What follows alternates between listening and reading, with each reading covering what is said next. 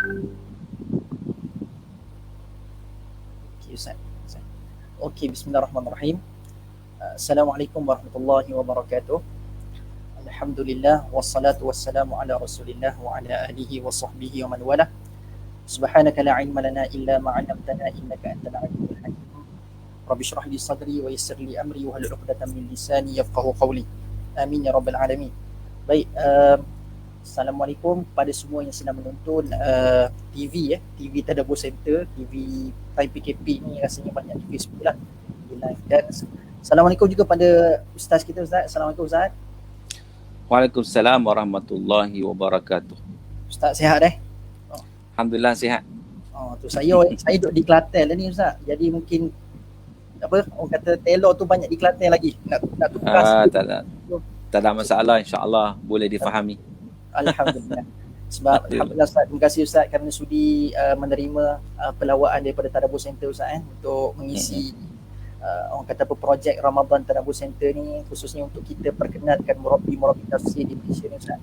Sebab tu kita libatkan seramai mungkin dakatirah ataupun doktor-doktor yang terlibat dalam bidang Quran ni untuk diketengahkan atau berkongsi dengan masyarakat Malaysia khususnya Ustaz, untuk mereka mengisi waktu Ramadan ini khususnya. Dan tambah-tambah PKP ni Ustaz memang tak dapat dinafikan, ramai sangat kita terima permintaan daripada masyarakat kita, daripada kita punya warganet kita, netizen kita, untuk minta Tadabbur Center kerap untuk berkongsi tentang Al-Quran.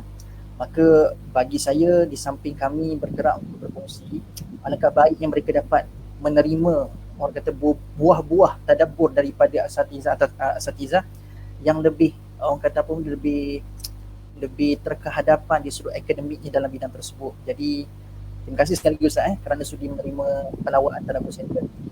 Jadi terlebih dahulu saya rasa, sebab saya tak nak panjangkan masa untuk mukadimah, saya rasa di sebelah saya ni, kalau tengok dekat skrin tu, kat sebelah saya ni adalah satu orang kata figure ataupun agamawan yang saya tak perlu kenalkan lagi, sebab saya rasa majoriti yang tengok TV3 ataupun TV9 mungkin lebih kenal Ustaz. Rasanya bukannya muka yang tidak familiar, yang familiar insya-Allah. Di IKIM pun pernah agak Ustaz IKIM? Ya. Di IKIM pun pernah, suaranya 5 tahun dah. 5 tahun di IKIM. Jadi rasa suaranya bukan suara yang asing, yang kita mungkin tak pernah dengar. Kalau siapa yang biasa mendengar IKIM, insya-Allah saya perkenalkan terlebih dahulu siapa kita punya panel jemputan kita pada hari ini insya-Allah. Baik. Secara ringkasnya nama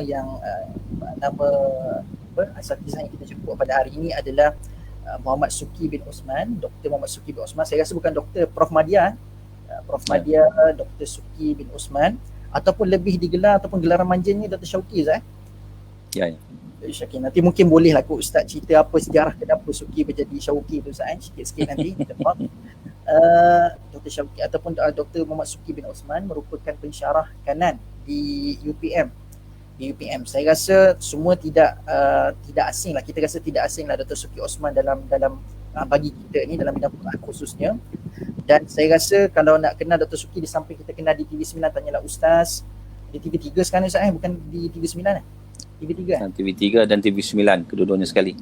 TV3 dan TV9, tanyalah Ustaz. Di samping IKIM, Ustaz juga banyak menerbitkan buku yang saya kira tadi saya tengok dekat internet Ustaz, Masya Allah, dia tulis tu 18. Tapi sempat sebelum live tadi saya tanya Ustaz kata 70 lebih lah, 70 dah penulisan Ustaz. Nak katanya banyak, saya tengok dekat sini, dekat dalam internet sekalipun, kita tengok Ustaz menulis banyak jenis buku. Antaranya cerita pasal dari sudut perniagaannya pun ada, dari sudut sirah pun ada Ustaz tulis buku, dari sudut Qurannya pun ada. Nak kata menyeluruh Ustaz. Jadi nak kata jasa Ustaz dalam bidang penulisan ni saya rasa banyak. Dan Ustaz bukan juga sekadar menulis dari sudut akademik ataupun dari sudut buku-buku yang berfungsi tentang agama, tapi juga pengguban untuk STPM Ustaz. Saya tengok sekat tadi pengguban buku ataupun silibus STPM kot Ustaz. Ke macam mana? Ya, menulis buku. Menulis buku. Lepas tu untuk kanak-kanak pun ada Ustaz. Nak katanya mesra rakyat lah saya rasa Dr. Syauqi ni. Bukan sekadar untuk orang-orang besar je boleh baca buku Dr. Syauqi ni. Untuk kanak-kanak pun ada, sebab saya tengok kat sini Ustaz punya buku cerita-cerita kanak-kanak dalam bahasa Arab. Juga antara penulis bagi buku Qasasul Atfal, kisah kanak-kanak tu. Jadi nak kata Masya Allah, kita bersama-sama dengan figure ataupun tokoh agamawan yang saya rasa merakyat dan sangat-sangat holistik pengetahuannya. Ustaz dulu BA di Jordan dalam bidang bahasa Arab. Ya. Sambung master di UKM dan PhD di UM. Tak silap saya Ustaz buat kajian tentang Ijazul Quran, tak silap saya Ustaz. Ya, di Jabatan Quran Sunnah. Jabatan Quran Sunnah di UM. Dalam bidang kemukjizatan Al-Quran lah. Jadi saya rasa sangat tepat Ustaz hadir dalam sesi kali ini. Tambah-tambah topik yang Ustaz ingin berbincang dengan kita pada hari ini adalah berkaitan dengan konsep puasa menurut Al-Quranul Karim. Jadi tanpa buang masa Ustaz, saya berikan Ustaz laluan 30 minit ataupun lebih sikit pun tak apa Ustaz. InsyaAllah untuk Ustaz kupas sedikit tentang topik yang Ustaz nak kupas pada hari ini. Konsep puasa menurut Al-Quran insyaAllah. Tafadhal Ustaz. Baik, terima kasih. Assalamualaikum warahmatullahi wabarakatuh. A'udzubillahi minasyaitonirrajim. Bismillahirrahmanirrahim. Alhamdulillahi rabbil alamin wal 'aqibatu lil muttaqin wala 'udwana illa 'alal zalimin. Asyhadu an la ilaha illallah wahdahu la syarikalah wa asyhadu anna Muhammadan 'abduhu wa rasuluh addal amanah wa ballaghar risalah wa nasahal ummah wa jahada fillahi haqqa jihadih wa tarakana 'alal mahajjatil bayda lailuha kanahariha la yazighu 'anha illa halik. Wa nusalli wa nusallim ala nabiyil amin wa ala alihi wa sahbihi ajma'in. Subhanaka la ilma lana illa ma 'allamtana innaka antal alimul hakim. Rabbi syrah li sadri wa yassir li amri wahlul 'uqdatam min lisani yafqahu qawli, amma ba'd. Alhamdulillah, sama-sama kita panjatkan kesyukuran kita kepada Allah Subhanahu wa taala kerana pada pagi 3 Ramadan yang penuh dengan keberkatan ini, insya-Allah kita dapat sama-sama live bersama dalam program tadabbur. Insya-Allah moga-moga kita dapat mentadabbur ayat-ayat suci Al-Quran. Apatah lagi bulan Ramadan juga disebut sebagai bulan Al-Quran, Syahrul Quran. Dan Allah Subhanahu wa taala menyatakan Syahrul Ramadan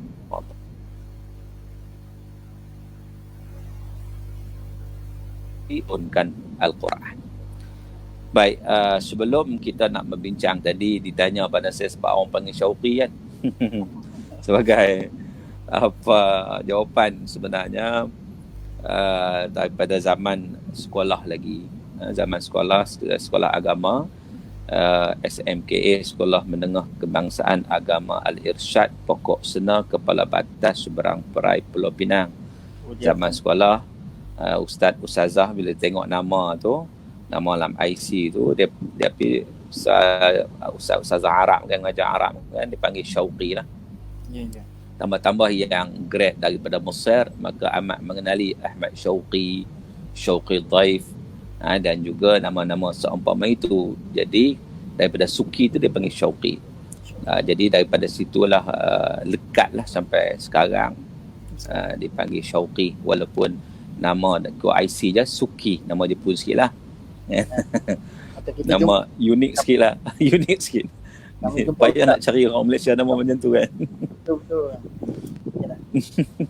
Tapi panggilan Syauqi, sebab apa dia maknanya pun kalau ikut Sukinya, SUKKI, dalam kamus Arab tidak ada makna sebenarnya. Dia ada beza Suki dengan Suqi bil qaf. Kalau suq maksud dia pasar. Tapi bil kaf suq tak ada maksud. Tapi kalau Syauqi maksud dia kerinduanku. So ada makna lah bila orang sebut tu rindu lah kan, Syauqi. Tapi awas berhati-hati jangan sebut Syauqi. Ada beza makna Syauqi dengan Syauqi bil kaf dengan K. Syauqi maksudnya duri, tajam sikit kan. So Syauqi. Jadi indahnya bahasa Arab sebenarnya itulah bahasa Al-Quran yang sangat-sangat indah sebenarnya. Al-Quran diturunkan bilisanin Arabiyyin mubin, dengan bahasa Arab. Jadi sebab apa? Sebab bahasa Arab ni sangat-sangat unik, sangat-sangat indah. Sebab itu kalau kita nak mendalami Al-Quran, kita perlu juga mendalami bahasa Arab yang disebut sebagai bahasa Al-Quran. untuk kita mendalami kemukjizatan Al-Quran, kita nak kena mendalami juga bahasa Al-Quran. Barulah kita lebih jelas, kita lebih faham. Bahkan kalau kita tengok dalam isu-isu fiqh, isu-isu fiqh, bahasa Al-Quran ataupun bahasa itu merupakan salah satu cara untuk memahami ataupun nak mengistinbat hukum hakam fiqh dengan pengetahuan dalam konteks bahasa Arab. Jadi kita gunakan bahasa Arab tu sebagai satu ilmu untuk kita faham Quran, satu ilmu untuk kita faham syariah yang diturunkan oleh Allah Subhanahu wa taala. Bahkan kalau kita belajar usul fiqh ni sebahagian besar dia 50% daripadanya adalah ilmu yang berkaitan dengan bahasa Arab. Sebab itu penting untuk kita mendalami mengetahuinya. Seterusnya kita memahami apa yang Allah Ta'ala sampaikan. Dan dalam konteks i'jaz Al-Quran, walaupun mukjizat Al-Quran ni i'jaz ni, dia ada pelbagai sudut. Ada i'jaz dari sudut bayani, ada i'jaz dari sudut ilmi, ada i'jaz dari sudut tashri'i, ghaibi, tarbawi dan pelbagai lagi i'jaz yang ada. Tetapi para ulama bersepakat bahawa i'jaz yang paling tinggi, i'jaz yang Allah Subhanahu wa taala cabar kepada golongan yang ingkar kepada Al-Quran adalah i'jaz bayani, iaitu i'jaz dari sudut bahasa Al-Quran. Wa in kuntum fi raibin mimma nazzalna 'ala 'abdina fa'tu bi suratin min mithlih wad'u syuhada'akum min dunillah in kuntum shadiqin. Sekiranya kamu ragu terhadap apa yang Allah turunkan kepada Rasulullah sallallahu alaihi wasallam, iaitu Al-Quran itu, maka fa'tu bi suratin min mithlih, maka datangkan satu surah yang seumpamanya. Dalam konteks apa? Dalam konteks bahasa. Bawa mai. Sebab itu para ulama ketika mana menyatakan surah al-ahruf al-muqatta'ah dalam Al-Quran, alif lam mim, alif lam ra, yasin, taha. Kalau kita lihat biasanya kita terjemahan dia adalah Allah a'lam wallahu a'lam bi muradihi. Hanya Allah Ta'ala sahaja mengetahui maksudnya. Tetapi setengah-setengah ulama macam Syekh Dr. Fadl Hasan Abbas, Syekh Dr. Abdul Fattah Salah Al-Khalidi dan sebagainya, mereka menyatakan bahawa sebenarnya di situ ada makna yang tersendiri. Iaitu bila mana Allah Ta'ala mendatangkan huruf-huruf alif lam mim, alif lam ra, itu mempunyai maksud i'jaz. Iaitu bila mana Allah Ta'ala mendatangkan huruf-huruf Al-Quran yang terdiri daripada huruf-huruf yang orang Arab biasa guna. Huruf alif, huruf lam, huruf mim, huruf ra, huruf mereka biasa guna. Maka bercakap dengan huruf tersebut, maka menulis dengan huruf tersebut. Al-Quran didatangkan dengan huruf-huruf yang sama. Tetapi mampukah mereka mendatangkan susunan perkataan ayat seumpama Al-Quran walaupun hurufnya sama? Sebab itu kebanyakan ayat selepas daripada huruf muqatta'ah, Allah Ta'ala akan mendatangkan atau menceritakan tentang Quran sebagai satu i'jaz, sebagai satu cabaran kepada golongan yang ingkar kepada Quran. Contohnya, alif lam mim, zalikal kitab. Lepas alif lam mim, Allah sebut zalikal kitab. Itulah kitab Al-Quran. Yasin, lepas Yasin, huruf ya, rusin, wal Quranil Hakim, dan Quran yang bijaksana. Jadi maknanya, kalau kita lihat lepas huruf-huruf tu kebanyakannya Allah akan sebut tentang Quran sebagai satu cabaran, kepada golongan yang ingkar kepada Quran untuk mendatangkan ayat seumpama Al-Quran dengan menggunakan huruf-huruf yang sama. Taha ma anzalna alaikal Qur'ana litashqa. Cerita pasal Quran lagi. Begitulah seterusnya. Baik. Cumanya pada kesempatan pada pagi ini dengan masa yang amat terhad ni, kita tak lama. Bakal lama ni orang lena. Teman-teman bulan puasa ni kan. Bulan puasa pagi-pagi ni kadang ramai yang berjaga pada waktu malam. Jadi pagi-pagi kalau stay Arab ni pagi tidur terus kan. Di Kelantan jadi hujan ada yang mengantuk. Hujan? Hujan lah di Kelantan ni. InsyaAllah. Hujan lagi sejuk kan. Sejuk. Tarik selimut sedap kan. Jadi maknanya kita bincang santai-santai saja, insya-Allah kita bincang secara ringkas. Yang pentingnya ianya dapat kita ambil manfaat, tak banyak sikit pun jadilah. Cuma saya nak sebut, bila kita sebut tentang konsep puasa di dalam Al-Quran, menurut Al-Quran, kita tak lari daripada ayat Allah Subhanahu Wa Taala. Surah Al-Baqarah ayat 183. Surah itu, ayat itu yang turun pada bulan Sya'ban tahun kedua Hijrah, yang menunjukkan kepada kefarduan puasa Ramadan, iaitu ya ayyuhalladzina amanu kutiba alaikumus siyam kama kutiba alal ladzina min qablikum la'allakum tattaqun. Wahai orang yang beriman, difardukan kepada kamu puasa sebagaimana difardukan kepada umat-umat terdahulu, la'allakum tattaqun, moga-moga kamu bertakwa. Jadi kita lihat ayat tersebut, yang pertama Allah Ta'ala memulakan dengan seruan kepada orang yang beriman. Ya ayyuhalladzina amanu, wahai orang beriman. Maka di situ sebenarnya menunjukkan kepada kita tentang irtibatul fiqhi bil aqidatil islamiyah. Iaitu hubungan yang kuat antara syariat, fiqh dan juga akidah. Sebab sebelum Allah Ta'ala menyatakan tentang puasa, sebelum Allah Ta'ala menyatakan tentang kefarduan puasa, Allah Ta'ala seru orang yang beriman. Sebab hanya orang yang beriman akan terpanggil melaksanakan perintah Allah Subhanahu Wa Ta'ala. Sebab itu Allah sebut, ya ayyuhalladzina amanu, wahai orang beriman. Jadi di situ para ulama menyatakan, di situ ada irtibat, ada hubung kait yang sangat kuat antara syariat, pelaksanaan syariat, pelaksanaan ibadah kepada Allah dengan apa? Dengan akidah, dengan iman. Sebab tak sama kita nak sebut konsep puasa tu, dia tak sama ya. Puasa orang yang beriman dengan puasa sebagai suatu adat rutin tahunan, yang saya biasa sebut antara adat dan ibadat. Puasa antara adat dan ibadat tak sama. Sebab itu kita bila tengok ayat Quran ni, kita nak meneliti betul-betul satu persatu perintah Allah. Bukan sekadar puasa. Memang setakat ni, selama ni kita puasa aja. Tiap-tiap tahun seronok puasa. Cuma tahun ni nampak puasa PKP ni lain sikit. Sebab kita tak dapat pergi masjid, tak dapat pergi surau, dia rasa sunyi sikit, rasa sedih dan sebagainya lah kan. Namun puasa macam biasa lah. Kita puasa, pandai duk bincang pasal menu nak makan apa malam. Kan? 30 hari puasa, 30 menu sudah tersedia, sudah tersiap.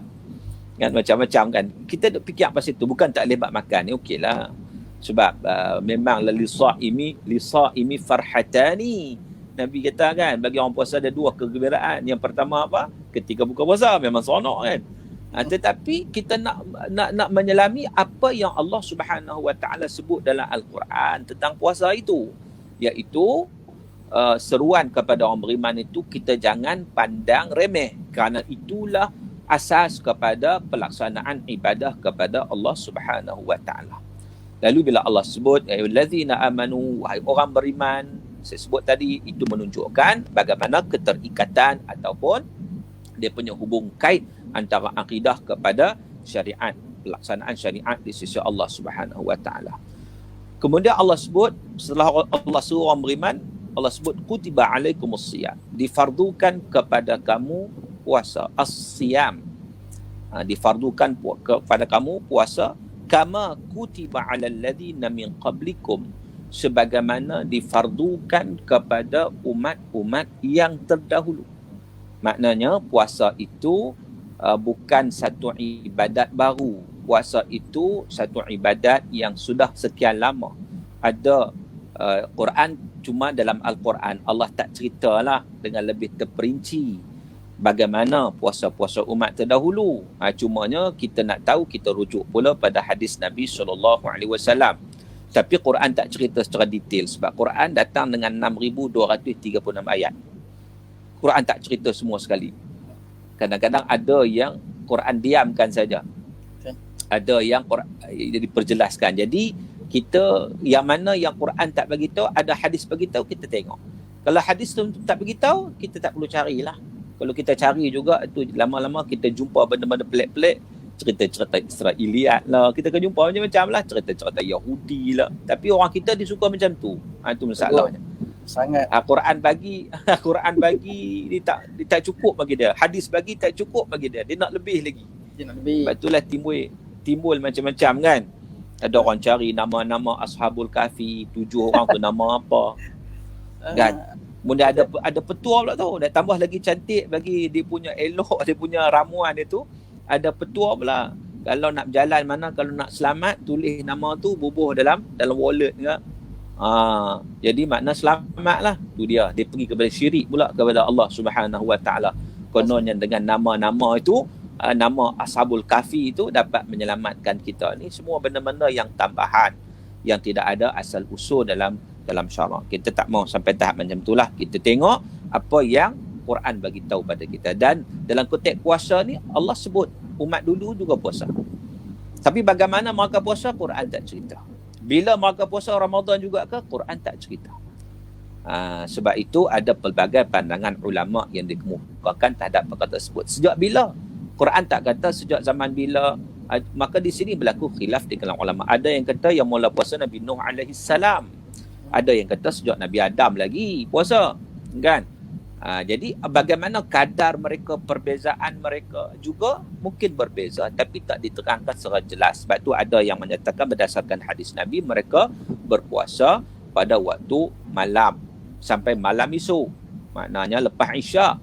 Dan mereka juga tidak dibenarkan. Kalau sebelum tu dalam hadis disebut tentang bagaimana kalau mereka tertidur setiap waktu malam, tak boleh makan dah, tak boleh bersama dengan isteri mereka. Jadi maknanya satu puasa yang berat sebenarnya. Sebab tu kalau kita tengok konsep puasa umat Nabi Muhammad SAW dengan umat-umat dulu, puasa kita lebih ringan. Lebih ringan. Iaitu, sebab itu Allah sebut dalam surah Al-Baqarah ayat 185. Iaitu yuridullah bikumul yusra wala yuridu bikumul usra. Allah Ta'ala menghendaki kemudahan bagi kamu dan tidak menghendaki kesukaran bagi kamu. Maknanya lebih ringan yang kata puasa kita dalam sebulan Ramadan yang kita lakukan, yang kita laksanakan. Dan lebih sikit macam mana? Kalau kita tengok Nabi SAW sebut juga dalam hadis, ya, Nabi sebut tentang puasa Nabi Daud alaihi salam. Puasa Nabi Daud ni kalau kita bilang-bilang balik 6 bulan lah. Sebab puasa sehari, buka sehari, puasa sehari, buka sehari, 6 bulan puasa. Kita sebulan je kan. Jadi maknanya di situ lebih ringan kepada umat Nabi Muhammad sallallahu alaihi wasallam. Cumanya setengah ulama macam disebut dulu Imam At-Tabari, Imam Al-Qurtubi dan seumpamanya, mereka menyatakan bahawa ayat tersebut bila sebut difardukan puasa kepada kamu sebagaimana difardukan kepada umat terdahulu, di situ bukan nak bagi tahu tentang cara puasa dah, tapi nak bagi tahu tentang kewajipan berpuasa. Puasa ni wajib. Wajib ni bukan maknanya umat Nabi Muhammad saja. Wajib ni sejak umat-umat dulu lagi. Jadi kita tak payah komplain lah. Senang cerita kan. Benda ni perkara yang sejak sekian lama.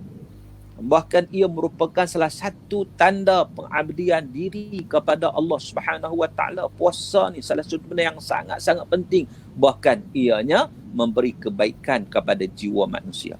Hari ini dengan kemajuan sains dan teknologi, manusia banyak mengkaji dan mereka dapati betapa hebatnya puasa itu dari sudut sains, dari sudut kesihatan dan sebagainya. Dapat dibuktikan dah. Dan mungkin pada masa akan datang dengan penambahan ilmu, kemajuan teknologi, mungkin kita akan jumpa lagi dia punya rahsia-rahsia yang sangat hebat. Jadi apapun itu dia sub i'jaznya juga, iaitu apa yang disyariatkan oleh Allah. Dia sub konteks tasyri'inya, i'jaz tasyri'inya, sesuatu yang Allah syariatkan kepada kita yang merupakan sesuatu yang terbaik. Sebenarnya kajilah dari sudut apapun, dari sudut kesihatan, perubatan ke, dari sudut kejiwaan ke, psikologi ke, dari sudut jasmani, rohani, sudut apa sekalipun, kita akan dapati ianya memberi kebaikan yang sangat-sangat besar. Apa yang disyariatkan oleh Allah. Sebab tu dulu ingat tak, kalau kajian yang dibuat tentang solat, Universiti Malaya dulu, Universiti Malaya buat, ada di antara mereka tim penyelidik tu ada seorang bukan Islam kan, ada keluar buku dia solat menurut perspektif sains. Maka kaji tengah solat tu, maka sambung wayar tu, ikutlah ilmu apa yang mereka ada. Kalau ilmu engineering, cara engineering lah. Ilmu perubatan, cara perubatannya. Mereka cuba buat ni, sambung wayar tu ketika solat tu, nak tengok macam mana dia punya hasil kan. Jadi maknanya sangat-sangat menakjubkan. Tapi kita tak bergantunglah kepada kajian itu, tapi nak ceritanya bahawa apa yang disyariatkan oleh Allah Subhanahu Wa Taala, sama ada kita tahu atau kita tak tahu, ianya sesuatu yang terbaik. Kan? Apa ketika dibuat kajian memang akan menyelahkan lagi kehebatan Al-Quran, ya apa yang disyariatkan oleh Allah Taala. Baik, jadi para ulama menyatakan difardukan puasa itu kewajipan, merujuk pada kewajipan sebagaimana umat-umat yang sebelum ini. Dan Allah sebut kutiba alaikumus siyam, difardukan puasa. Disebut perkataan as-siyam. Dia perkataan sama, yasumu, sauman atau siyaman. Dua-dua boleh. Kalau kita tengok dalam kaedah bahasa, sama fi'al apa? Madhi. Kan? Sama mudhari' yasumu. Sauman masdar. Sauman atau siyaman. Dua-dua digunakan, saum dan juga siyam. Baik, dalam konteks Quran, apakah Quran hanya menggunakan siyam macam ayat surah Baqarah ni kita baca ni? Adakah Quran hanya menggunakan siyam ataupun Quran juga menggunakan saum? Sebenarnya dua-dua Quran guna. Dua-dua Quran dalam Al-Quran ada. Perkataan siyam pun ada, perkataan saum pun ada. Kalau dalam konteks biasa kita tengok sama je maksud dia, siam pun puasa, saum pun puasa. Nawaitu saumaradin. Kita sebut kan. Nawaitu, kita tak kata nawaitu siamaradin. Kita sebut nawaitu saumaradin. Kita jumpa dalam ayat ni siam mana satu, kita pun pening kan. Tapi kita sebut saum. Kita sebut saum, tapi kita jumpa sini siam. Jadi sebenarnya perkataan siam dalam Quran lebih banyak digunakan sebanyak 8 kali dalam Al-Quran. Perkataan saum digunakan sekali saja. Ada beza kat situ. Contohnya kita boleh rujuk dalam Al-Quran, surah Al-Baqarah, kita baca ni ayat 183, kemudian ayat 187 dan ayat 196. Tu dalam surah Baqarah Allah menggunakan siam. Dan surah An-Nisa ayat 92, surah Al-Ma'idah ayat 89 dan ayat 95, dan surah Al-Mujadilah ayat 4. Itu semua yang mana Allah Subhanahu Wa Taala sebut siam. Siam, perkataan siam. Iaitu contohnya ayat yang kita baca tadilah, ya ayyuhallazina amanu kutiba alaikumus siyam.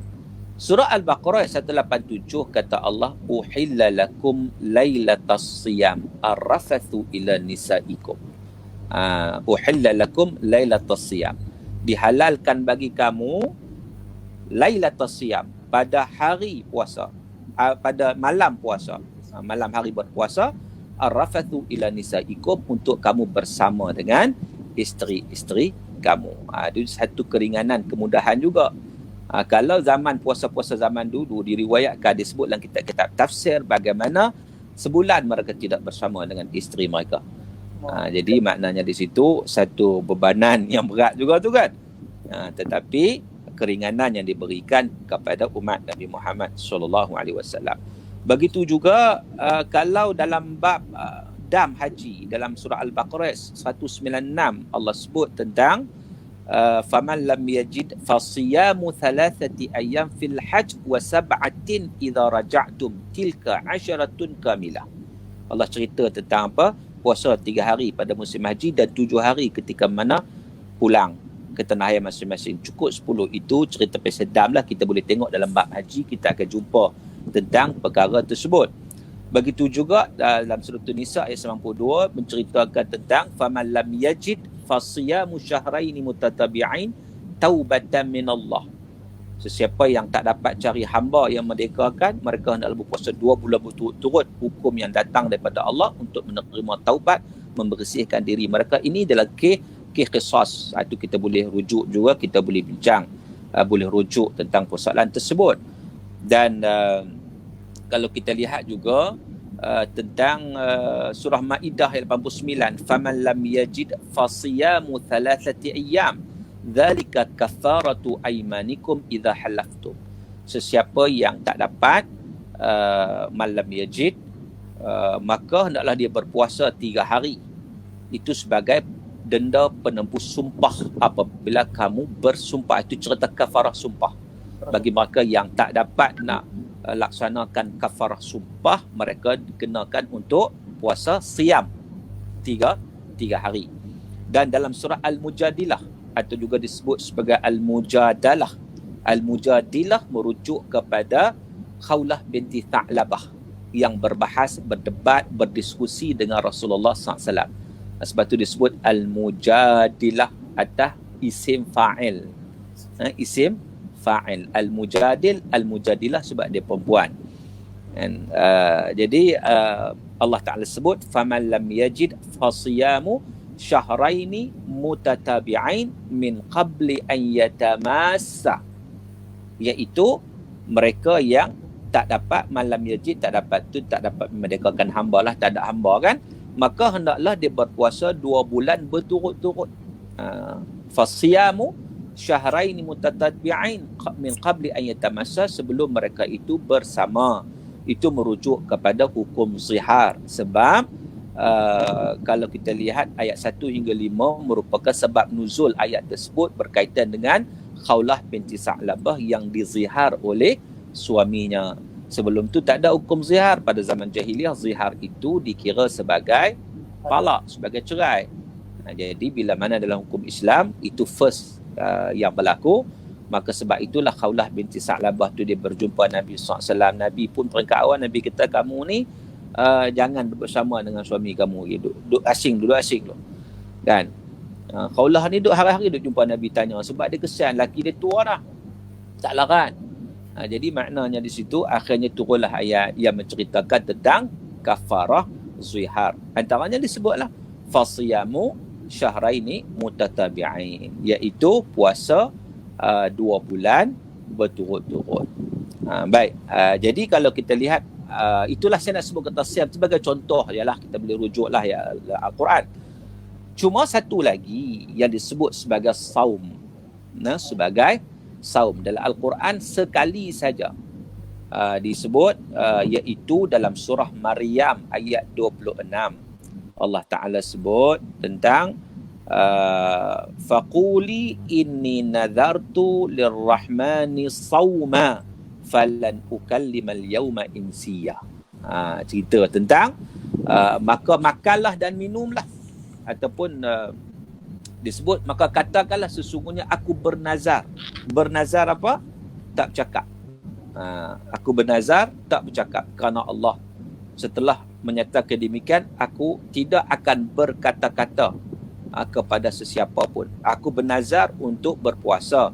Inni nazartu lirrahmani sawma. Aku bernazar untuk berpuasa kepada Ar-Rahman. Falan ukallimal yawm insya. Oleh itu aku tak akan bercakap dengan siapa pun. Jadi di sini digunakan perkataan saum. Saum. Dan konteks dia berbeza. Konteks dia puasa bukan sekadar puasa, tetapi tambah satu lagi tak cakap, tak berbicara. Sebab apa? Sebab zaman itu oleh kerana pelbagai tuduhan yang dilemparkan kepada Maryam yang melahirkan Nabi Isa alaihissalam. Jadi lebih baik diam je. Kau bercakap pun tak dirja juga. Masing-masing rumus macam-macam orang duk kata, diam. Akhirnya Nabi Isa sendiri Allah bagi kemampuan pada dia, bayi boleh bercakap, boleh bagi tahu. Jadi maknanya di situ kalau kita tengok semua apa yang disampaikan dalam Al-Quran itu, puasa ni ada 2 lah. Kalau penggunaan perkataan siam itu memang dia merujuk kepada puasa tak makan, tak minum, tak bersama suami isteri. Itulah yang kita puasa pada hari ni. Yang kita puasa pada hari ni itulah. Sebab itulah kalau kita tengok ta'rif puasa tu al-imsak, kan, menahan diri daripada apa? Daripada melakukan perkara-perkara yang membatalkan puasa bermula terbit fajar hingga terbenam matahari. Apa perkara batalkan puasa? Makan, minum dan juga bersama suami isteri. Itulah di samping perkara-perkara lain lagi, tapi itu sebagai asasnya. Jadi itu yang disebut sebagai siam yang kita berpuasa. Tetapi sebenarnya kalau kita tengok puasa Maryam ini, tambah satu lagi, saum, iaitu tak cakap, tak berkata-kata. Sebenarnya dari sudut rohaninya, kalau kita tengok, ini juga perlu diterapkan di dalam kehidupan kita semasa kita melaksanakan ibadah puasa sebenarnya. Sebab itu bukan nak masuk puasa tak cakap langsung, tidak, tetapi bagaimana kita menahan percakapan, perkataan kita itu. Seumpama dalam hadis Nabi SAW, man lam yada' qawla zur wal amala bihi falaysa lillahi hajah an yada'a ta'amahu wa syarabahu atau kama qala. Kata Nabi SAW, sesiapa yang tidak meninggalkan kata-kata dusta dan beramal dengannya, falaisa lillahi haja, Allah Ta'ala tak berajak, Allah tak pandang pun kalau sekadar orang itu meninggalkan makan dan minum. Jadi maknanya di situ, walaupun asas puasa untuk memberi sah puasa kita adalah tak makan tak minum, tetapi puasa ni mesti dilihat dalam konteks yang lebih lagi, iaitu kita jaga segala anggota kita, percakapan kita ini juga dianggap sebagai satu puasa. Yang ni yang disebut dalam hadis ni, kalau kita tahu ya, biasanya daripada kecil-kecil kita belajar kan, masa budak-budak zaman sekolah dulu kan dia rajin bergaduh kat sekolah. Kadang-kadang berkelahi ke apa kan. Budak sekolah nakal budak-budak ni kan. Jadi kalau bulan puasa pun apa ustaz-ustaz kata, sebut. Nabi kata ni, inni saim. Itu daripada hadis Nabi tu. Kalau orang kata kau kutuk nak buat apa pun, inni saim, aku puasa. Cuba jaga perkataan senyap. Bila senyap tu, insya-Allah dia memberi kebaikan yang sangat banyak dalam konteks ibadat puasa kita. Maka dengan sebab itu, dalam konteks Al-Quran, kita boleh ambil intipati.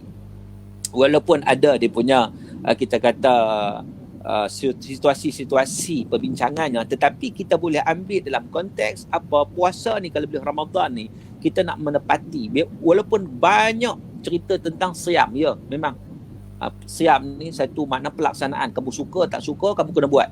Sebagai pelaksanaan tanggungjawab kita kepada Allah Ta'ala. Ini kewajipan. Contohnya orang kata aku tak ikhlas ni nak puasa macam mana? Tak ikhlas pun kena puasa juga. Kena siam juga. Kan? Maknanya kena tahan diri juga daripada melakukan perkara ibadah puasa tadi. Tetapi orang yang nak mendaki naik kepada tahap la'allakum tattaqun, kepada mereka yang bertakwa kepada Allah, dia juga naklah berpuasa dalam konteks anggota tubuh badan dia yang seumpama tadi, yang paling masalah lidah kita lah. Itu paling masalah lah kan. Jadi puasa ni nak mengajar kita juga tentang perkara tersebut yang kata Nabi SAW, man kana yu'minu billahi wal yawmil akhir falyaqul khairan aw liyasmut. Sesiapa yang beriman kepada Allah dan hari akhirat, maka hendaklah dia bercakap perkara-perkara baik ataupun dia diam. Jadi bulan Ramadan ni satu praktis, satu kita kata latihan kepada kita untuk kita melaksanakan perkara-perkara ini, insya-Allah. Lebih setengah jam ni. Jadi itulah sekadar sikit perbincangan kita tentang persoalan konsep puasa yang saya sebut secara ringkas dengan suasana atau dengan masa yang ada pada kita. Itulah secara ringkas sebagai satu gambaran yang pentingnya, insya-Allah mudah-mudahan kita dapat melaksanakan puasa Ramadan kita dengan cara yang terbaik, insya-Allah. Wallahu a'lam. Jazakallah Ustaz. Ya, kembali Perkongsian yang bagi saya membuka mata saya, sebab saya sendiri pun macam terlepas pandang tentang ada satu perkataan saum dalam Quran tu. Ana sendiri pun tak pernah nak terfikir, nak bincang dari sudut kenapa siap dan kenapa niat kita sebut saum. Hakikatnya saum tu mendatangkan makna yang lebih besar pada puasa kita sendiri. Memang pagi saya wow Ustaz pengisian pagi ni, masya-Allah. Dia nampak simple tapi dia menilai kembali puasa yang kita dah lakukan saban tahun. Sebab kita mungkin sekadar kita dapat idea, tetapi rupa-rupanya Quran dah bercerita dengan sangat cantik tentang benda. Okey, baik Ustaz. Tadi dalam masa yang sama saya nak siapa-siapa yang sedang menonton sekarang ni, sebab dalam 200 lebih sedang menonton secara live sekarang ni Ustaz, 200 lebih. Siapa yang sedang menonton boleh utarakan soalan. Kalau ada daripada kalangan atau puas ni ada soalan untuk ditanya, boleh utarakan di ruangan komen. InsyaAllah saya akan cuba ajukan pada Ustaz selepas ini, insyaAllah. Dan sebelum kita jumpa soalan-soalan yang bakal diutarakan oleh mereka tu, Ustaz, saya buat rumusan sikit apa yang Ustaz kongsikan tadi. Mula-mula saya nak kongsikan tentang betapa pentingnya bahasa Arab dalam kita nak memahami Al-Quran, tapi bukan sekadar Quran saja, tapi dalam bidang fiqh, khususnya di bidang usul fiqh, sangat penting untuk kita memahami bahasa Arab supaya didatangkan hukum yang bertepatan dan bersesuaian, ataupun lebih tepatlah selari dengan apa yang diinginkan oleh Allah Subhanahu Wa Taala. Maksudnya Ustaz, bahasa Arab ni boleh dikatakan sangat penting juga Ustaz, sangat-sangat penting. Maksudnya bukan orang-orang pengajian Islam je kena ambil bahagian untuk mempelajari bahasa Arab ni. Tapi bila Ustaz sebut tentang betapa pentingnya bahasa Arab, khususnya untuk memahami Al-Quran, untuk faham hukum hakam dan memutuskan satu hukum yang lebih tepat, maka bagi saya ini wake up call kepada kita untuk mula mengubah mindset. Bahasa Arab ni adalah untuk semua hakikatnya, bukan kepada orang-orang yang ingin mendalami agama sahaja. Sebab dia memudahkan kita juga hakikatnya Ustaz. Itu satu yang nak nampak tentang kelebihan bahasa Arab yang Ustaz kongsikan tadi. Yang kedua, Ustaz cerita pasal i'jaz ataupun kemukjizatan Al-Quran. So dalam perbahasan i'jaz ni Ustaz kongsikan tadi ada banyak. Adanya i'jazul bayani, ada i'jaz lughawi, ada i'jaz tasyra'i dan sebagainya, i'jaz tarbawi. Jadi nak katanya hakikatnya sama ada Quran ataupun hukum hakam yang telah digazetkan oleh Allah itu, dia ada kemukjizatan dia. Tambah-tambah tadi Ustaz bahaskan panjang sikit tentang i'jaz bayani, sebab ini adalah benda yang pernah Allah cabar kepada orang-orang yang menentang Quran itu sendiri, untuk mendatang fa'ti bi suratin min mithlih, untuk mendatangkan satu surah yang seumpama dengannya. Sebab di situ Ustaz pun pada suruh bahasa lah, bahasa Arab juga penting. Sebab antara kemukjizat Al-Quran adalah bahasa itu sangat-sangat indah, bahasa yang sangat luar biasa daripada Allah Subhanahu Wa Taala. Dan Ustaz kongsikan juga tentang bagaimana bila Allah sebut dalam surah Al-Baqarah, kutiba alaikumusiyam kama kutiba alal ladina min qablikum la'allakum tattaqun, itu tentang ini adalah bukti tentang adanya hubung kait bila dimulakan dengan ya ayyuhalladzina amanu tu. Inilah bukti ada hubung kait di antara fiqh dengan akidah ataupun syariat dengan akidah yang Ustaz sebutkan tadi tu. Maksudnya bila ada seruan ya ayyuhalladzina amanu tu dan baru didatangkan perintah puasa tu, katanya Allah tak sekadar bagi pensyariatan tu kepada semua, tetapi dia berkait dengan akidah. Bermaksud akidah tu perlu diperbetulkan terlebih dahulu. Maka orang yang sedang membetulkan akidah, dia kena lakukan apa yang Allah suruh daripada syariat-syariat yang telah diturunkan. Ustaz sebut tadi irtibat syariatu wal akidah, kan, dia menghubungkan, mengikat di antara syariat dengan akidah yang seperti mana disebutkan tadi. Dan juga Ustaz ada sebut yang saya rasa pengisian yang baru saya dapat hari ini Ustaz, berkaitan dengan siyam yang disebut 8 kali dalam Quran, dan saum disebut sekali. Dan Ustaz sebut je kisah Maryam tadi, kan merupakan juga kisah yang paling saya suka dalam Quran. Bila Ustaz sebut tentang Maryam memilih untuk berpuasa, bukan sekadar berpuasa menahan lapar dan dahaga, tapi memilih untuk tidak berkata-kata. Ini bagi saya dia menghubungkan banyak lagi kisah lain Ustaz. Sebab baru ni saya, Ustaz Syahari dan sahabat-sahabat di Tarabus Center, kami ada buat usrah bincang tentang surah Yusuf. Kami ada bincang tentang kenapa Nabi Yusuf AS dalam penjara tu, bila dia tanya pada ayat 36 tentang dua orang panduan tu tanya pada Nabi Yusuf tentang mimpi, dekat dalam dia bermimpi tu. Tapi hakikat yang menarik yang kita jumpa Ustaz adalah soalan ditanya pada ayat ke-36, tetapi jawapan bagi persoalan yang diajukan kepada Yusuf AS tidak dijawab pada ayat ke-37, juga 38, juga 39, juga 40, tetapi jawapan hanya dijumpai pada ayat ke-41. Nak katanya, kenapa Nabi Yusuf memilih untuk delay seketika sebelum menyampaikan jawapan? Nak katanya ini juga adalah satu teknik. Kita berdiam seketika untuk mendatangkan jawapan yang paling kuat, ataupun berdiam seketika untuk mendatangkan jawapan yang paling kena dengan apa yang diinginkan oleh mad'u. Jadi nak katanya kuasa of pause ataupun kuasa kita berdiam tu bukan sekadar untuk puasa je Ustaz, bukan sekadar untuk membangunkan ketakwaan dalam puasa, tapi nak katanya kesan ini sangat-sangat banyak dalam rumah tangga pun Ustaz. Kalau kita tengok kan, pentingnya kita kemudian diam tu. Ya, saya nak tambah sikit mencelah kan, daripada Nabi Yusuf alaihissalam tu, bila mana dia ditanya, dia delay sikit kan, itu menunjukkan satu istinbat yang sangat baiklah daripada apa yang disebut tadi. di samping itu ia juga menunjukkan tentang, saya nak relate kan bagaimana bila mana orang berhajat kepada kita sesuatu, maka di situlah kesempatan kepada kita. Jangan kita jawab saja benda tu, melainkan kita dakwah dulu, kita sampaikan dulu mesej yang nak sampaikan. Contoh hari ni, contoh dalam konteks practicality lah kan. Sebab dalam ayat tersebut Nabi Yusuf dakwah dulu, bagi tahu dulu, cerita dulu sebelum dia bagi jawapan kan. Bagi jawapan tentang persoalan takwil mimpi tadi. Macam dalam konteks kita pada hari ni, kita tengok di sahabat-sahabat kita, terutama doktor perubatan sebagai contoh. Mereka sangat-sangat memang berada di barisan hadapan pada hari ini. Orang sangat-sangat memberi kepercayaan, orang sangat berharap kepada mereka. Macam orang sakit, bila mereka sakit maka terdesak kan. Kita jumpa doktor kan. Bila jumpa doktor, kita sakit, doktor bagi tahu apa pun kita terima je. Kan? Jadi makna situ, kalau ikutnya delay maksud situ, kita boleh umpamakan, jangan bagi tahu jawapan dulu, jangan bagi tahu ubat dulu. Delay sikit. Bagi nasihat dulu. Bagi tahu macam mana cara kita penyembuhan ni daripada Allah, ajarkan doa sikit-sikit apa semua. Last sekali bagi tahu ubat apa nak kena makan kan. Makna di situ juga satu konteks dakwah, satu konteks yang boleh digunakan pakai practicality-nya daripada apa yang berlaku pada Nabi Yusuf AS dalam konteks kehidupan kita seharian pada hari ini. Ustaz, ni ada soalan Ustaz daripada Ya. Daripada Puan Nurul Syuhada Syuaib ni, saya kenal ni. Okey Ustaz, ada yang tanya. Kenal ya. Ya, Zaujah Syahri. Okey. Okey, persoalannya adalah saya Ustaz nampak dekat ruang dekat skrin tu.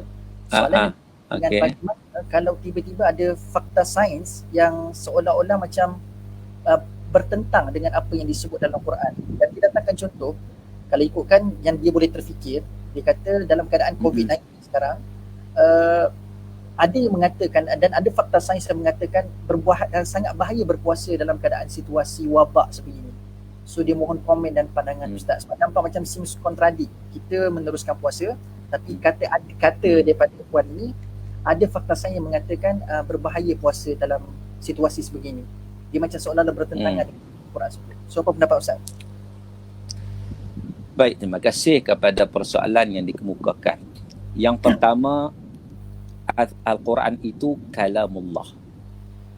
Al-Quran kalamullah. Jadi sabit. Fakta sains dia tak sabit, dia berubah-ubah. Dia hasil kepada pengkajian manusia. Pengkajian manusia ni dia ubah. Hari ni dia dapat lain, esok dapat lain. Kadang-kadang mengikut kekuatan keilmuan yang ada pada ketika itu. Sebagai contohnya, kalau kita lihat zaman dulu, saya ingat, tak tahu lain ni saya belajar masa sekolah-sekolah luar, saya masih ingat lah kan, belajar sains.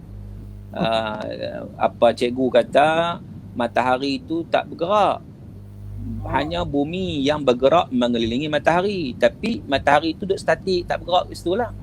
Tetapi bila kita tengok dalam ayat Al-Quran, dalam surah Yasin, Allah sebut wasyamsu tajri limustaqarril laha. Syams tajri ni maksud apa? Kalau ikutnya berlari kan, bergerak lah tu, terjemah sebagai bergerak lah kan.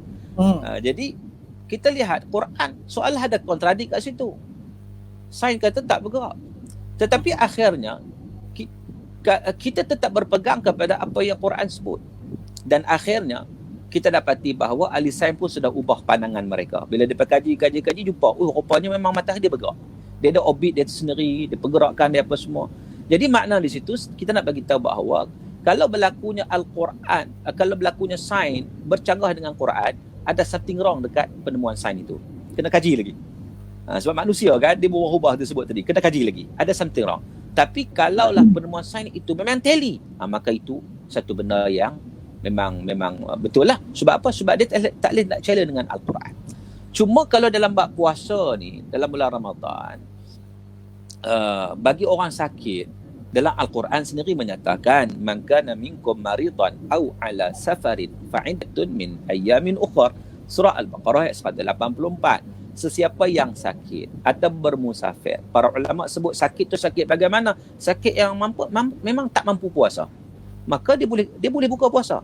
Maka kalau dalam konteks COVID-19 ni, kalau dibuktikan, wallahu alam, kita jumpa lagi kan, kalau boleh dibuktikan memang orang COVID tak ada puasa. Kalau puasa lebih memudaratkan, contohnya dia kena makan ataupun kena makan ubat. Kalau tak makan ubat menyebabkan virus tu berkembang, contoh kan, maka dia boleh buka puasa. Bukan dengan kita menidakkan puasa pada orang sihat, tidak. Sebab kalau menidakkan puasa pada orang sihat makna membatalkan puasa itu sendiri, sedangkan Allah dah bagi rukhsah, Allah dah bagi keringanan kepada orang yang berpuasa ini. Bahkan orang yang tak mampu puasa langsung pun ada keringanan lagi. Wa 'alal ladzina yutiqunahu fidyatun ta'am miskin. Makna mereka yang tak mampu puasa langsung, nak puasa tak mampu, nak qada pun tak mampu, kan? Macam orang yang sakit, tak ada harapan sembuh, sakit yang bergantung berubat, bergantung sampai mati contohnya, maka fidyah, bagi mereka bayar fidyah. Itu ada flexibility sebab Allah mengetahui tentang bagaimana kemampuan manusia dalam melaksanakan apa yang diperintahkan oleh Allah. La yukallifullahu nafsan illa wus'aha. Tapi bab solat itu no excuse. Sakit ke, tak sakit ke, kena buat mengikut rukhsah-rukhsah yang diberikan. Bab puasa ada dia punya. Sebab apa? Sebab Allah mengetahui apa-apa syariat dan yang diberikan memang memberi kebaikan. Bahkan dalam satu sudut, puasa itu sendiri dapat memberi penyembuhan penyakit yang sangat banyak. Tapi tak semua penyakit lah. Ada penyakit tertentu lah kan. Sebab itu Quran menyatakan ada yang sakit boleh buka puasa, mana tak puasa. Kan? Dalam masa yang sama ada sakit yang boleh disembuhkan. Contohnya, ikut kajian sains menyatakan bahawa puasa itu dapat memberi kesuburan bagi mereka pasangan yang belum dapat anak. Contoh, banyakkan puasa sebab dia mengaktifkan hormon. Itu kajian. Dan memang benda itu terbukti bila main laksanakan secara praktikalnya. Jadi kita lihat, saya tak nampak kalaulah isu COVID ni, pertama saya tak dengar lagi dia punya apa isu dia. Yang keduanya, kalaulah dikatakan bahawa tak mampu puasa, kalau kena makan ubat, maka tak ada masalah, boleh buka puasa. Jelas, Ustaz. Okey, baik. Ada satu soalan daripada Tuan Amir Syafi'i. Relevankah untuk memujuk orang yang baru memeluk Islam untuk berpuasa, sedangkan mereka rasa terbeban untuk melakukan puasa tersebut? So, pendapat Ustaz macam mana? Baik, terima kasih pada persoalan yang dikemukakan, iaitu orang baru masuk Islam. Orang baru masuk Islam ni, yang pertama sekali, kita tak boleh drastik lah. Dia baru kenal Islam ni, terus nak kena buat semua. Hari ni masuk Islam, esok bulan Ramadan contohnya, kena puasa dah. Kan? Jadi dia masih tak mampu lagi. Maka dengan sebab itu, kita tengok dia punya hierarki je. Kepentingan yang mana dulu didahulukan. Yang pertama, selepas mengucap 2 kalimah syahadah, solat dulu. Kita ajar dia solat. Kemudian bila sampai bulan puasa, kita ajar dia puasa. Kita ajar, tak payah paksa. Macam orang baru start puasa, setakat mana dia mampulah. Kalau dia tak biasa, langsung dia sampai mudarat diri dia. Sebab tu kita sebut tadi, amalan puasa ni dia ada rukhsah dia. Kalau tak larat sangat, boleh mudaratkan sampai, kalau teruskan juga boleh, kita kata kalau orang tak biasa mungkin kering air dalam badan ke, kan? Boleh masuk ICU dan sebagainya. Maka tak apa, dia tak payah puasa lagi. Dia belajar sikit-sikit kan.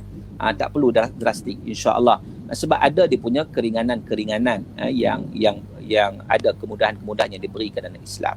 Sebab puasa ni dia berkaitan dengan kemampuan tubuh badan kita. Tak semua orang mampu. Maka dengan sebab itu, kemampuan itu perlu dilatih. Jadi baru sangat masuk Islam, sikit-sikit lah, insya-Allah. Lama-lama boleh lah kan. Jadi jangan paksa sangat lah. Kita beritahu wajib, dia buat kadang-kadang mana yang mampu. Kalau dia masuk Islam dengan penuh keimanan, dia akan cuba buat. Cuba buat sikit-sikit lah. Ustaz, ataupun boleh dikaitkan dengan apa yang Ustaz sebut tadi, perintah puasa ni turun pada tahun kedua Hijrah. Which mean 15 tahun dakwah Islam tu tersebar. Maksudnya persediaan untuk orang kekuatan keimanan tu. Yes. Dan memang kalau kita lihat, kalau kita syariat ni banyak dia marhalah madaniyah. Nabi SAW fokus pada akidah dulu, perkuatkan akidah. Sebab itu kita sebut tadi, perintah puasa ada kait dengan ya ayyuhallazina amanu. Ada kaitan dengan akidah.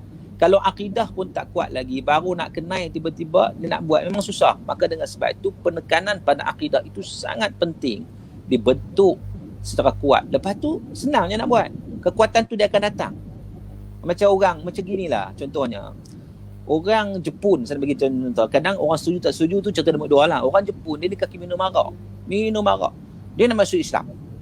Tapi dia kata kalau dia masuk Islam, dia tak boleh tinggal arak. Apa pilihan kita waktu itu? Ada orang kita, dia ambil, tak boleh lah, arak tu haram. Jadi, kalau masuk Islam, kena tinggal arak. Macam tu macam mana dia nak masuk Islam? Dia Betul. akidah dia tak ada lagi. Dia baru nak berzina. Jadi dia nak minum lah. Kan? Bukan kita rela minum tu, tapi nak bentuk akidah tu. Bila mana dia dah masuk Islam, dia dah dapat cantik Islam, dia akan tinggal. Dia akan tinggal. Kan? Macam tu juga kalau orang bukan Islam yang makan khinzir, makan babi lah senang kan. Bahasa kita panggil gitu kan. Mesti kita Dia tak udah boleh tinggal babi ni. Favorite dia. Memang itu berlaku. Saya pernah jumpa macam tu. Dia kata dia tak boleh masuk Islam sebab apa? Sebab dia tak boleh tinggal babi dia kata. Favorite dia. Tu saya kata masuk Islam dulu. Beriman dulu.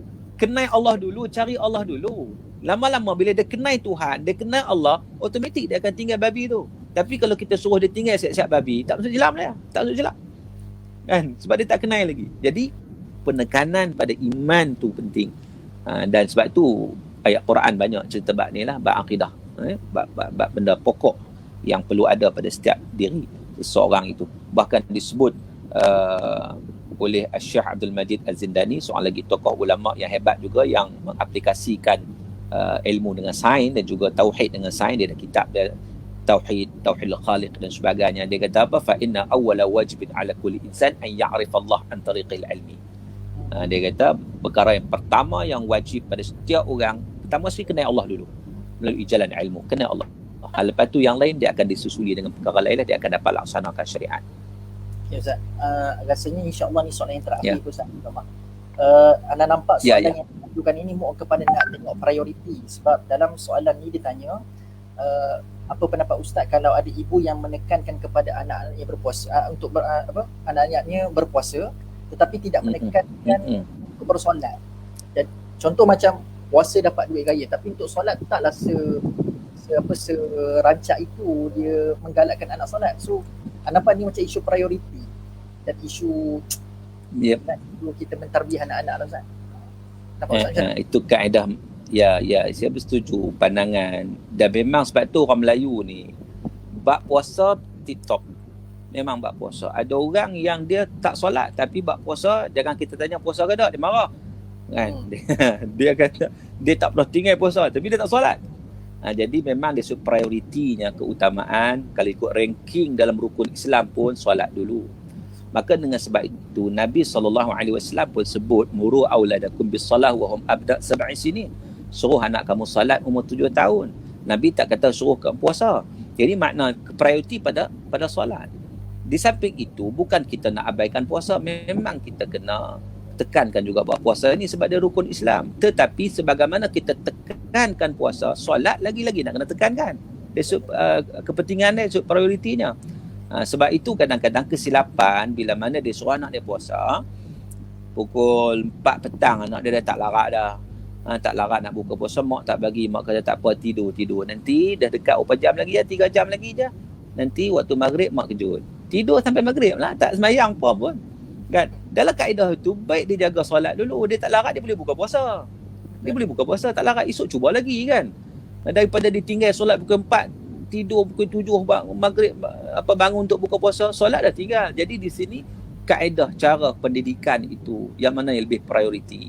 Maka dengan sebab tu solat itu satu ibadat yang lebih utama kerana dia tidak boleh ditinggalkan dalam apa situasi sekalipun. Tapi puasa boleh dalam keadaan-keadaan tertentu, itu beza dia. Maka dengan sebab tu sebagaimana bila mana masyarakat kita memberi penekanan pada puasa, boleh teruskan bagus penekanan itu, tetapi kena bagi penekanan yang lebih juga pada solat, lebih lagi. Allahu a'lam. Okay, terima kasih Ustaz. Okey, rasanya a very fruitful discussion lah kata orang Inggeris Ustaz hari ni. Sebab perbincangan hari ni sangat-sangat penuh, saya rasa sangat-sangat kenyang bagi saya untuk kita dapat dalam perkongsian yang sejam je Ustaz. Sejam je tapi rasa macam terlalu banyak boleh kita dapat. Ustaz ada masukkan elemen tentang penting bahasa Arab, tentang pecahan-pecahan i'jaz dalam Quran ataupun dalam agama. Seterusnya Ustaz cerita juga tentang penggunaan kalimah puasa dalam Quran. Bagi saya banyak, dan persoalan-persoalan yang Ustaz jawabkan tadi pun bagi saya Ustaz jawab dengan kemas, ringkas dan padat bagi saya insya-Allah. Okay, sekali Ustaz, jazakallahu khairan jazak kerana sudi menerima pelawaan Tadabbur Center. Ya, barakallahu fikum. Terima kasih semua pada yang menonton dengan setia. 300 tadi boleh reach, alhamdulillah. Dan saya dapat kena pasti Prof Zaini Prof Zaini Ujang pun ada menonton sekali Ustaz. Kita punya live pagi-pagi. Alhamdulillah. InsyaAllah terima kasih banyak-banyak kepada semua yang menonton kerana sudi memberikan komitmen sejam sama-sama kita ataupun menada ilmu daripada Ustaz kita insyaAllah. Dan stay tune dengan rancangan ataupun projek Ramadan ini, Ramadan bersama Murabi ataupun Tadabbur bersama Murabi. Kita akan ada banyak lagi asatizah dan dakatirah yang lain yang akan berkongsi tentang buah tadabbur mereka tentang Al-Quran insyaAllah. Jazakallahu khairan jazak Ustaz. Terima kasih kepada semua. Berjumpa lagi insyaAllah pada masa akan datang. Pada esok hari insyaAllah kita akan ada asatizah seterusnya. Aqulu qawli hadha wa astaghfirullahal azim li wa lakum. Assalamualaikum warahmatullahi wabarakatuh. Waalaikumsalam warahmatullahi wabarakatuh.